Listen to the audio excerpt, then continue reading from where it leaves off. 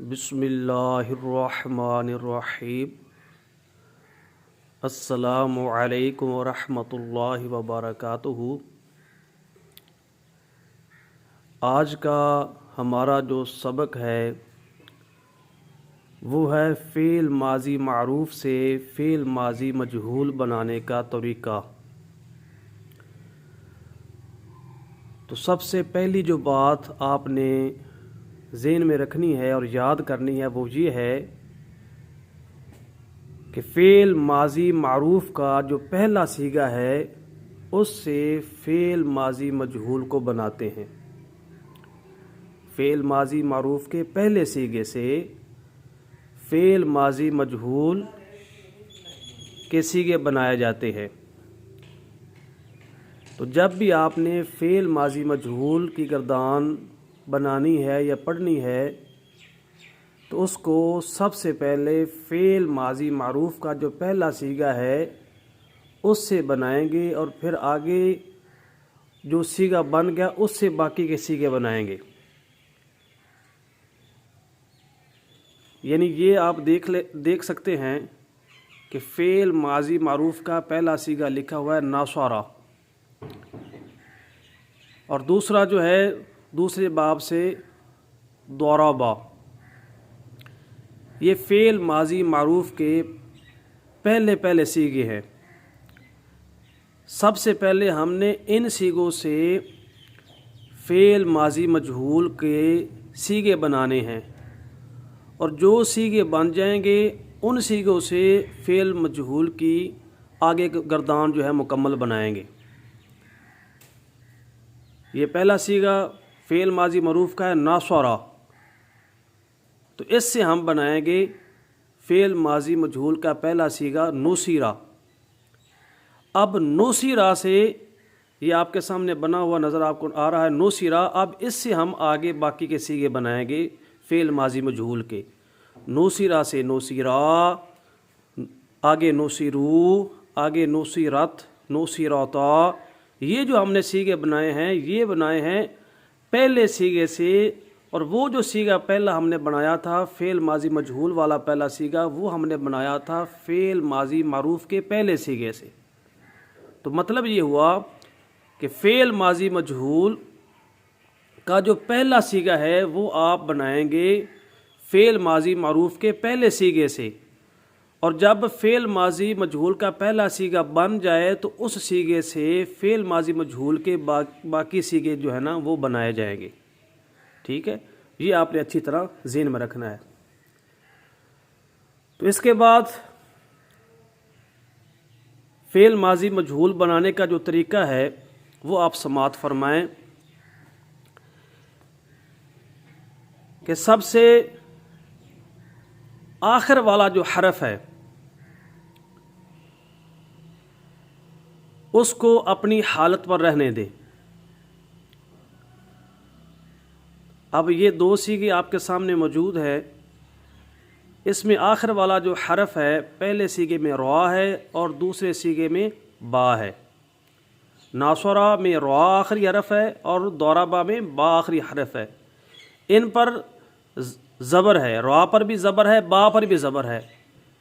ان حروف کو اسی طرح رہنے دیں، جو ان کے اوپر زبر ہے اسی طرح موجود رہے گی۔ آخری حرف سے پہلے والا حرف جو ہے اس کے نیچے زیر لگا دیں اگر زیر نہ ہو۔ یہ دوسری چیز کہ آخر سے جو پہلے والا حرف ہے اس کے نیچے زیر لگا دیں اگر زیر نہ ہو۔ اگر تو پہلے سے ہی زیر ہے، جیسے سامیہ جو ہے ہم اس کی ماضی پڑھتے ہیں تیسرے باب کی، تو سامیہ میں میم کے نیچے پہلے ہی زیر ہے۔ اگر پہلے ہی زیر ہو تو رہنے دیں، اگر زیر نہ ہو تو لگا دیں آخر سے پہلے حرف کے نیچے۔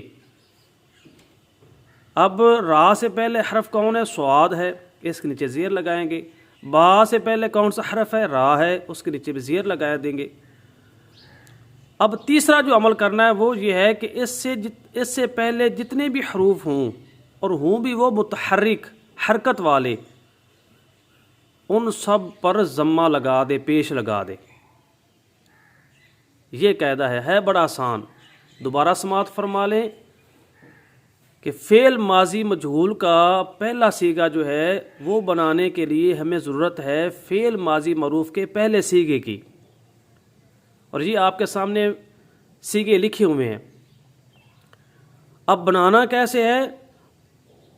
فعل ماضی معروف کا جو پہلا صیغہ ہے اس کے آخری حرف کو اس کی حرکت سمیت اسی طرح رہنے دیں گے، اس میں کوئی تبدیلی نہیں کریں گے۔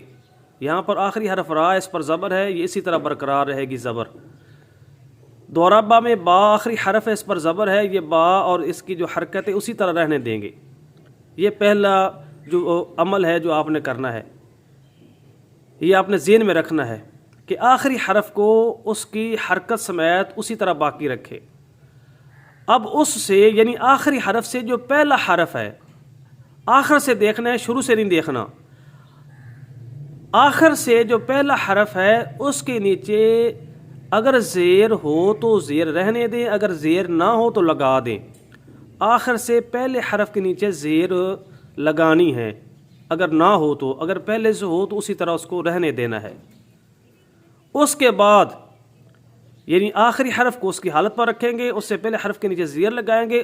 اس سے پہلے جتنے بھی حروف ہوں، یہاں پر تو ایک ایک حرف آپ کو نظر آ رہا ہے لیکن بعض گردانوں میں زیادہ بھی حروف ہوں گے، تو جتنے بھی حروف ہوں اور ہوں بھی وہ متحرک تو ان پر پیش لگا دیں۔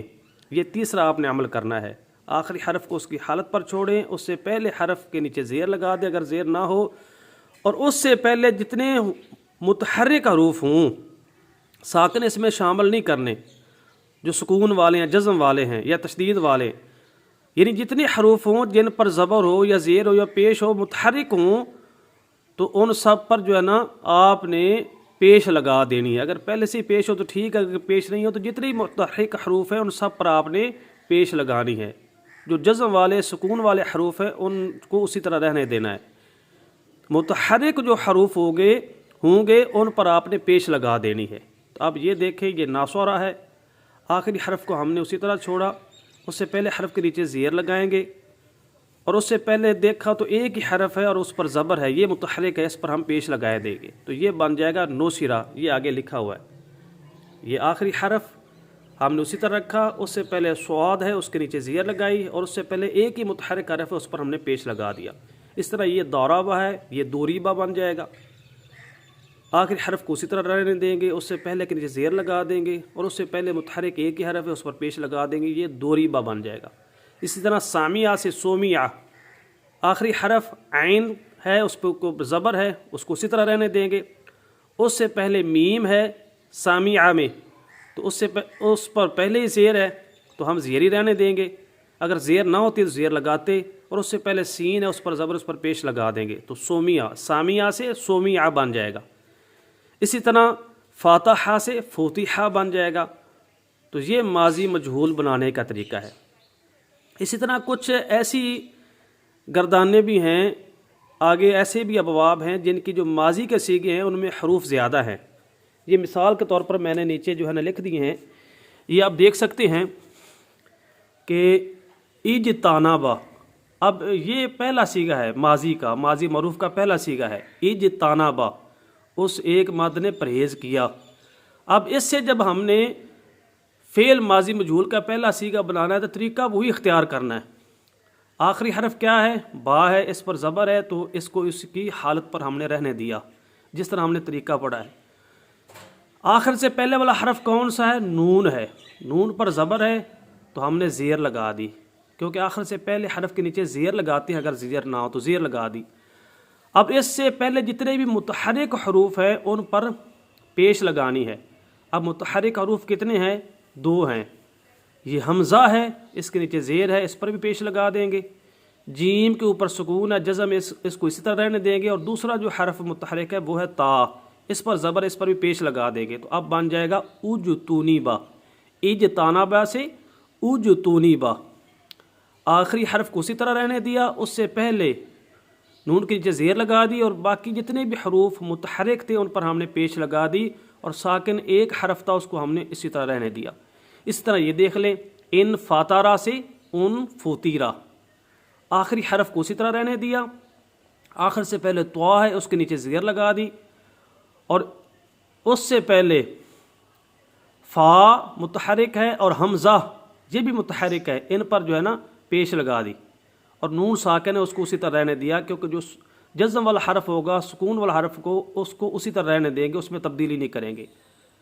آخر سے پہلے کے نیچے زیر لگائی، اور اس سے پہلے جتنے بھی متحرک حروف تھے ان پر ہم نے پیش لگا دی، تو یہ بن گیا ان فاترہ سے اون فوتیرا۔ اسی طرح اس تن سورا، یہ فعل ماضی کا معروف کا پہلا صیغہ ہے، یہ آگے با حمزہ وصل میں ہم یہ گردانے کریں گے انشاءاللہ۔ تو اس میں بھی ہم نے وہی طریقہ اختیار کیا فعل ماضی مجہول بنانے والا کہ آخری حرف کو اسی طرح رہنے دیا، اس سے پہلے زیر لگا دی، سواد کے اوپر زبر تھی زیر لگا دی، اور اس سے پہلے جتنے بھی متحرک حروف تھے ان پر ہم نے پیش لگا دی، ساکن حروف اسی طرح رہنے دیے، متحرک حروف کو دیکھنا ہے ان پر پیش لگا دینی ہے۔ تو اس تن سوارا سی اس تن سیرا، اس تن سیرا یہ بن گیا۔ تو یہ فعل ماضی مجہول بنانے کا طریقہ ہے۔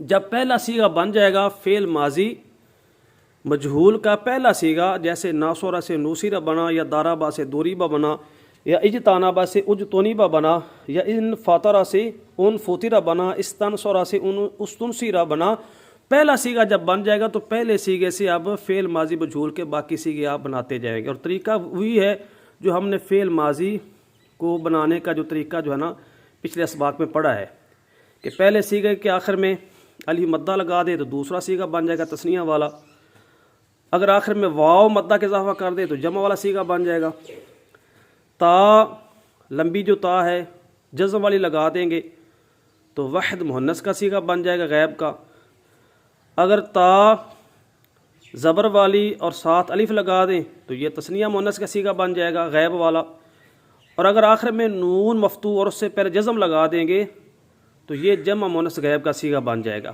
تو جس طرح فعل ماضی معروف کو ہم نے بنایا تھا پہلے صیغے سے اس کے باقی صیغے بنائے تھے، اسی طرح ہی ہم نے فعل ماضی مجہول کے پہلے صیغے سے باقی صیغے ہم نے بنانے ہیں۔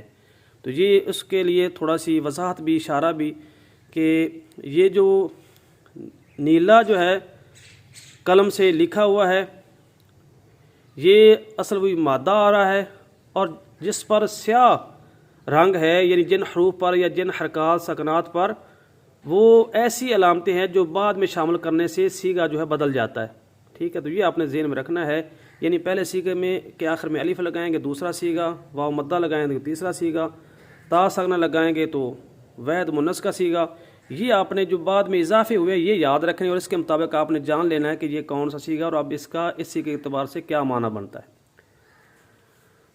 اور دوسری وضاحت آپ یہ پہلے اسباق میں ان کی پوری جو ہے نا وضاحت جو ہے نا آپ کو بیان کر چکا ہوں کہ مصدر جو ہے اس میں مصدر کی کیا تعریف ہے، اس کا لغوی معنی کیا بنتا ہے، مصدری معنی کیا بنتا ہے، اور آگے فعل ماضی میں یہ جو بھی الفاظ استعمال ہوتے ہیں ان کی وضاحت جو ہے نا فعل ماضی بنانے کا طریقہ، اس کا ترجمہ کرنے کا طریقہ، اس پر 4 اسباق گزر چکے اس میں موجود ہے، فعل کی وضاحت، ماضی کی، مطلق کی، مثبت کی، اور یہاں پر معروف تھا لیکن اب ہم یہاں پر مجہول لکھیں گے، یہ آپ نے تبدیلی کرنی ہے، باقی وہی الفاظ ہیں، یہ گردان فعل کی ہے، ماضی کی ہے، مطلق کی ہے، مثبت کی ہے، ٹھیک ہے، باقی وہی چیزیں ہیں۔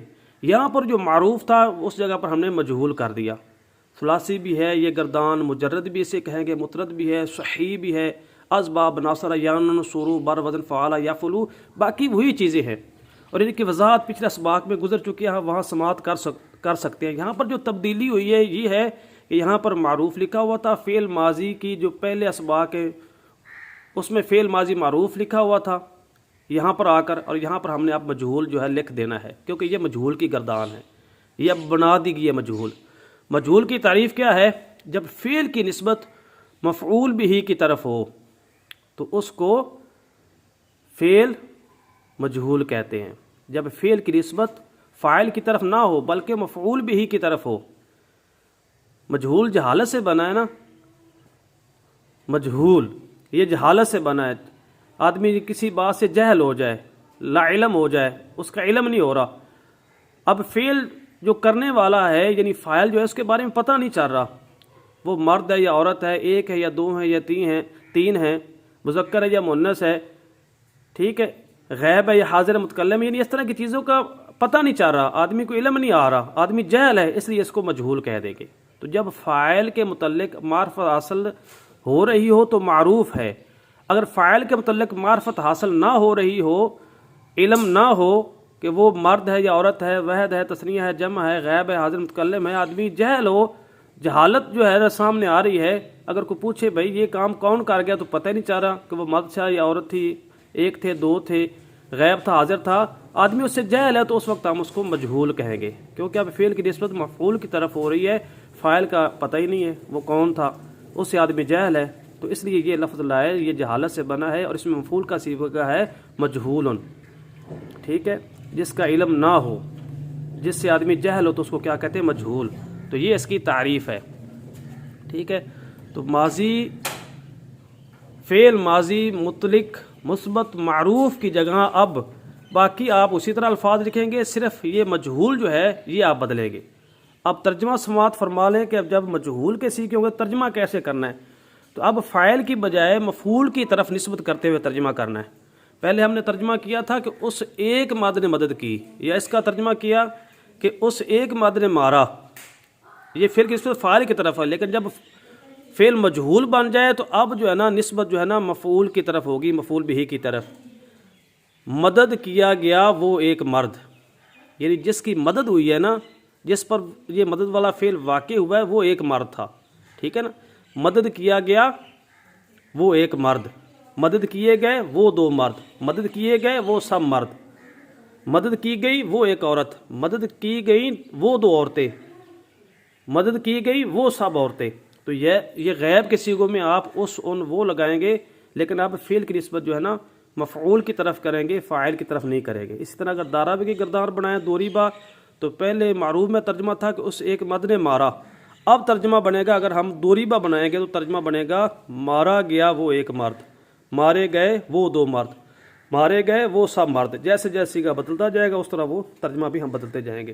تو جب حاضر میں آئیں گے تو آپ، تو، تم استعمال کریں گے، جب متکلم ہوگا تو میں اور ہم کا استعمال ہوگا، اور فعل کی نسبت جو ہے نا وہ مفعول کی طرف کریں گے، نہ کہ فاعل کی طرف۔ تو یہ ترجمہ کرنے کا طریقہ ہے۔ تو اللہ تعالیٰ کی بارگاہ میں دعا ہے کہ ہمیں عمل کرنے کی توفیق عطا فرمائے۔ جزاک اللہ۔